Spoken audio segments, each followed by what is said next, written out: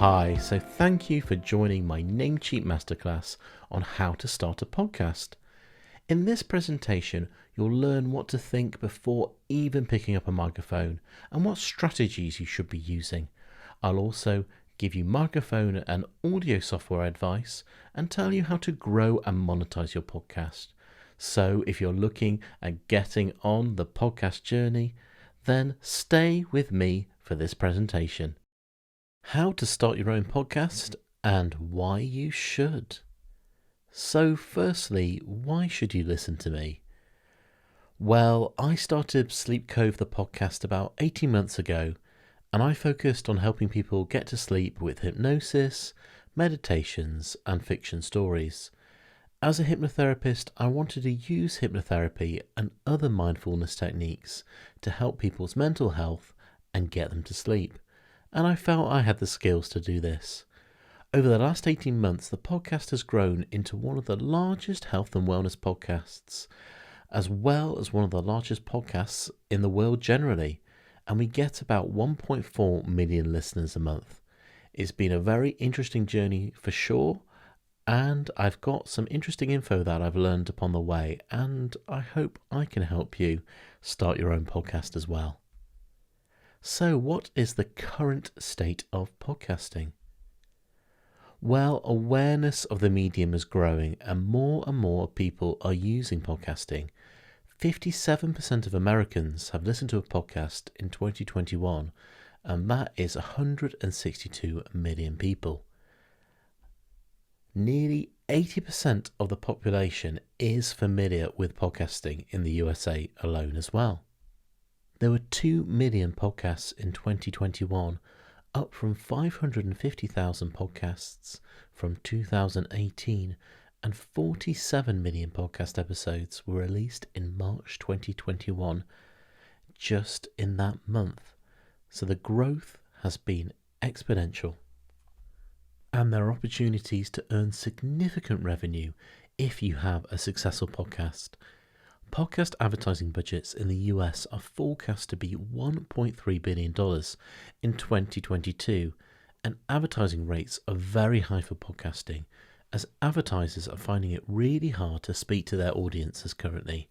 With the rise of Netflix and other on-demand services, Generation Z and Millennials don't really like advertising at all, and don't really see that much advertising anymore, and may have a massive mistrust of ads. Podcasting is a bit like having a captive audience, where the podcasting hosts are trusted by the audiences to introduce brands that align with their interests and beliefs. So podcast advertising rates are higher than other digital mediums like YouTube. So what could be your podcasting strategy? Most podcasts are in essence about education or entertainment, with crossovers between the two, and you have to think where you will fit in between these two categories. It's important to decide what your style and tone of voice will be. You want to leverage your expertise and talk about something you have a passion and interest in. It's very hard to grow a podcast to begin with, especially that you're going to be talking into the void and having virtually no listeners. If you're not talking about something you care about, this will show, and the chance that you'll give up on podcasting is very high. In fact, episode 7 is when most people will give up on their podcast. They put quite a lot of effort in, and they still haven't seen much returns. So people lose interest and concentrate on doing other things. It's very hard, and you may have to do dozens of episodes before you get any sort of following at all. However, people who persevere try and improve their show bit by bit and little by little grow their audience. Choosing your topic is very crucial. You have to think, do you want to go very broad, where you're competing against a lot of podcasts but have a big audience, or do you want to niche down and find a very specific specialized tribe of listeners?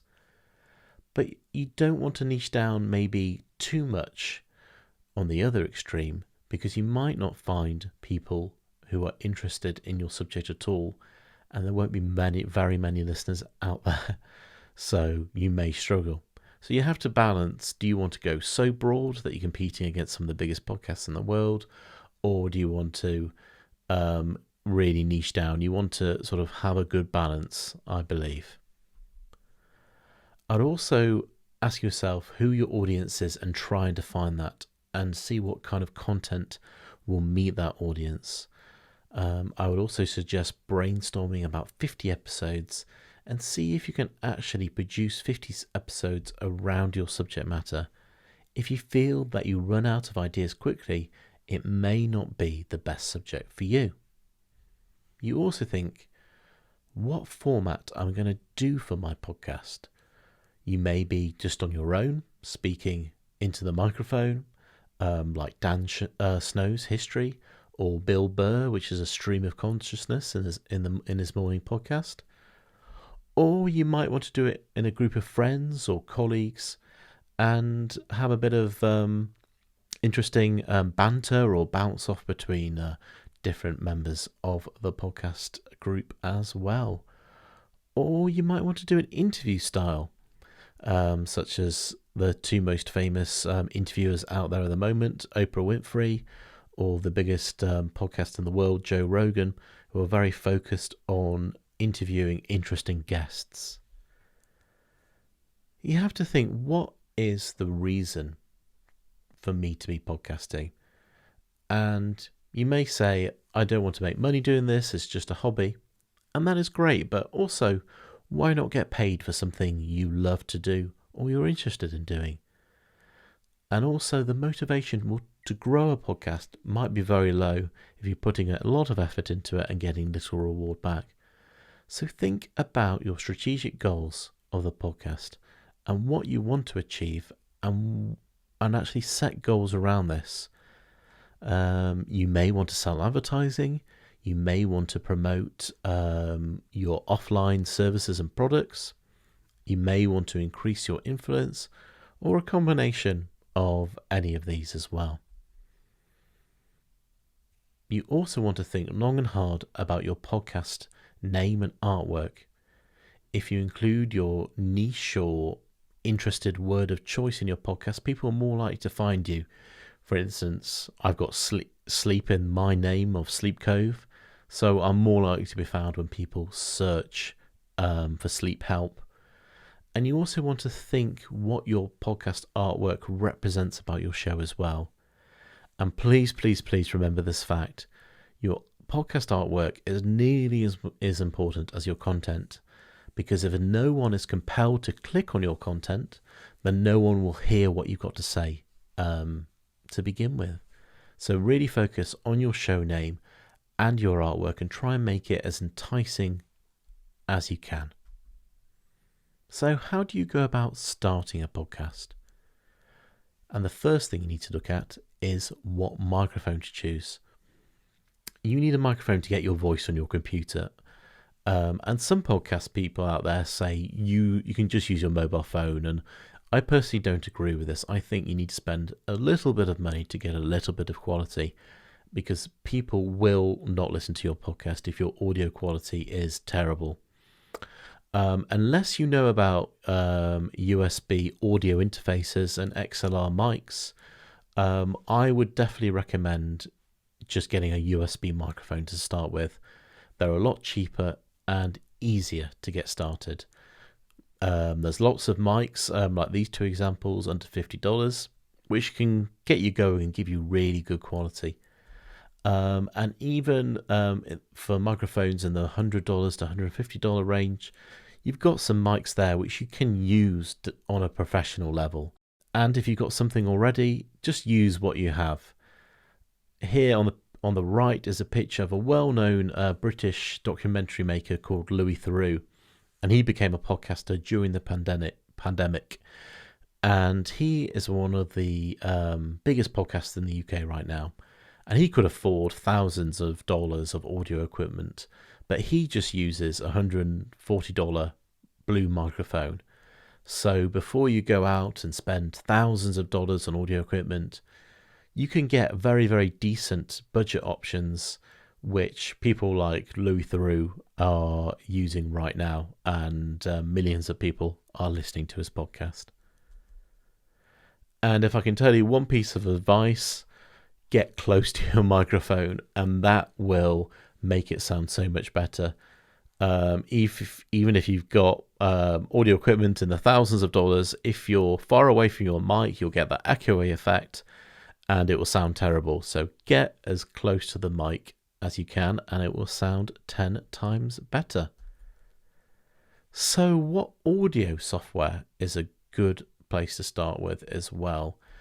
You need audio software to record your microphone audio into your computer.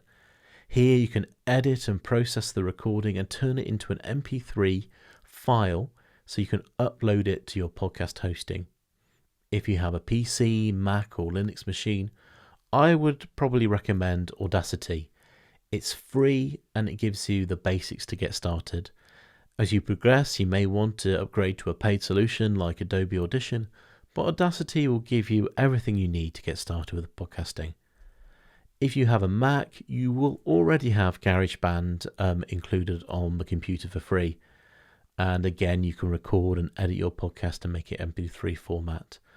And if you want to upgrade to Logic Pro or Adobe Audition, you can do that easily through this software as well.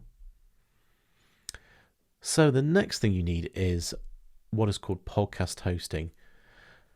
And podcast hosting is a place to store and distribute your podcast's audio files and MP3s. It provides a podcast RSS feed, which is basically a listing to your episodes. And what most podcast hosts do is that they submit the RSS feed to some of the major podcast apps out there. So whenever you have a new episode and you upload an MP3, the RSS feed will trigger and your new episode will automatically be downloaded to Apple Podcasts and Spotify, for example. And it's essential to get your podcast out there. Different podcast hosts provide different things such as analytics and features such as embeddable players and monetization options. And there's a lot of them out there. Anchor is free if you just want to get started without any budget. And it's owned by Spotify and it's taken about 40% of the hosting market. But there's a lot of others like Podbean and Lipsium.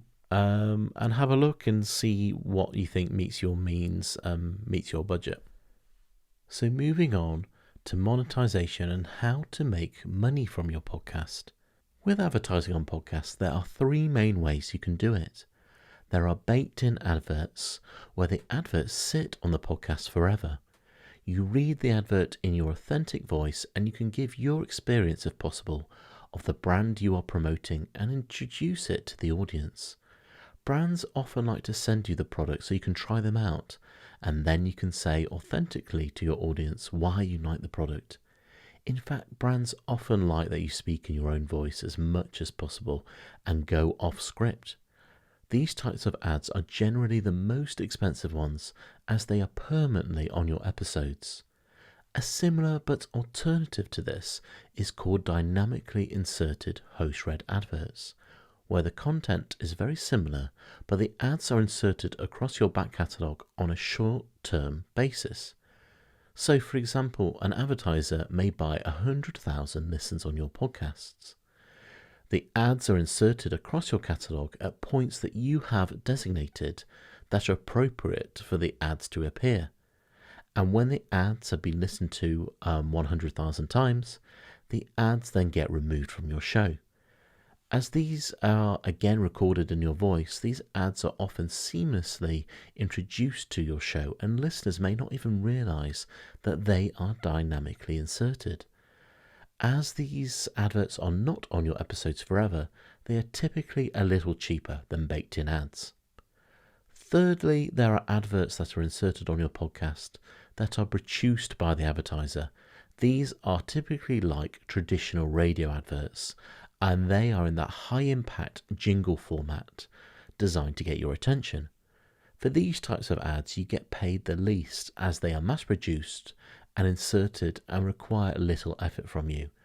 Audience members tend to find these ads the most annoying as they are not in your voice and are obviously inserted.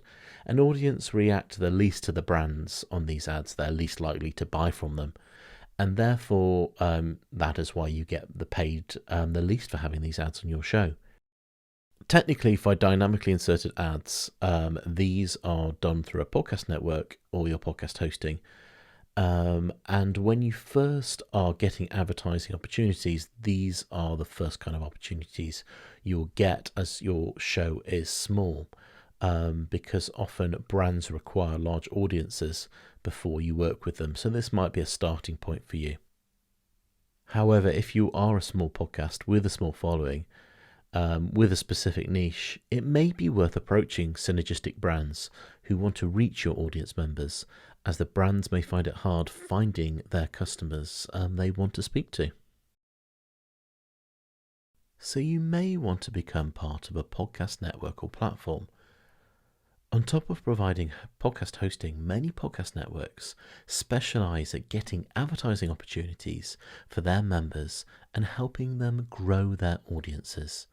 Depending on the network, podcast platforms typically want to have 10 to 50,000 listens per episode in a 30-day period, so they want you to prove that you are achieving this on your show before they take you on. Typically, they take 30% of the advertising revenue they bring in a 70-30 split. However, these numbers can differ in the industry. Exclusive agreements can include being contracted to the platform for a year, and they are the only people that can book adverts for you, as they are exclusively the network ad providers. Some of these networks have no contracts or exclusive agreements, so when the time is right and you are gaining an audience, it's worth getting in contact and seeing what is the right platform for you. Through your podcast, you can also offer ad-free episodes or bonus content to your superfans, where they will pay, for example, $5 a month to get access to this content. Services like Patreon and Supercast create private podcast feeds where your superfans can receive this content. It's very easy and doesn't need any technical expertise, as the platform does everything for you. You can also sell your own products and services on your podcast and use it as a sales funnel, but please do not sell for the majority of your show, as this will put people off and you will come across as inauthentic and your audience will not stick around for you. But as you boost your influence, your audience will get to know you and they might be keen for the paid for added value services you can offer. So, how can you grow your podcast? Well, you can do PR and press releases to your industry press and websites, and you can tell journalists through press releases that you have a new podcast or that you have an interesting guest on the show. You can do collaborations and shout outs with other podcasts in your niche, and you can do trailer swaps and work collaboratively to gain exposure with other podcasts out there.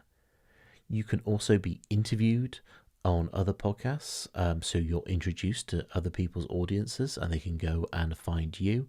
And you can also engage with audiences on social media. If you do have a budget, you can do paid methods such as advertising on other podcasts or doing Spotify ads or social media ads, etc. But you might want to start with the free methods to begin with and work collaboratively with other people. So, what is the future of audio? There are a couple of new starter apps out there, and they advertise their services as live podcasting, where you can talk to and engage with a live audience. And you can grow a live audience on these platforms. It is very different to podcasting, however, as it is not edited and it is done in one take. And often you don't get the audio files from the recording as well, so you can't use them in your other sort of social media or podcast places. So these apps can be good to grow your podcast, as you can grow your audience on these platforms and introduce the listeners on the platforms to your podcast content. And it will basically be very interesting to see how these platforms evolve over time over the next couple of years. Clubhouse in particular has had a massive growth, so maybe this will disrupt the live audio space quite significantly. So I want to say good luck to everyone. It's very hard running a podcast. It is very difficult to set up and it is difficult to be successful. So keep that in mind before you start. And remember the statistic that most people give up after the 7th episode. You want to go in with a mindset of saying to yourself, can I produce dozens of episodes and have not much of an audience as I'm growing my podcast? And will I be satisfied doing this? Podcasting is a long-term media and you have to commit to doing podcasts regularly and for a long time to be successful in the medium. So you have to think, am I willing to grind away to build this audience? As you work on your podcast, you want to continuously improve and make sure that every episode is better and better than the last one, especially if you don't have an experience in making audio content. I didn't have any experience and the learning curve was really large for me. But as time goes on, things got easier as you become more familiar with the software and speaking to your audience as well, and your experience grows and you will feel more confident with it. There are a lot of successful podcasters out there who openly say that their first few episodes weren't very good because they were learning as they go along, but they force themselves to get better and improve their presenting style. And the more times you do something, the better you will get at it. Podcasting is very rewarding when you meet really interesting people and have an audience you can engage with that like what you do and respect what you do as well. So I wish you all the best of luck on your podcasting journey. If you have any questions, you can follow me on Instagram and ask me any questions on there. So I wish you all the best and thank you for listening to this presentation, and bye for now.